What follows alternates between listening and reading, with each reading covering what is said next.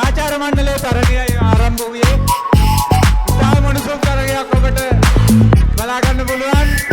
ඔව් දැන් දිදුලංග සහෝදරයා ඉදිරියෙන්ම තරග වදිනවා පේනවා. තරග වදිනවා. ඔබ උණුසුම් අස්පල සන්නාදයේ උන්නත ලබා දෙන්න. ඔව් දැන් යස්ටි මාරු වෙනවා.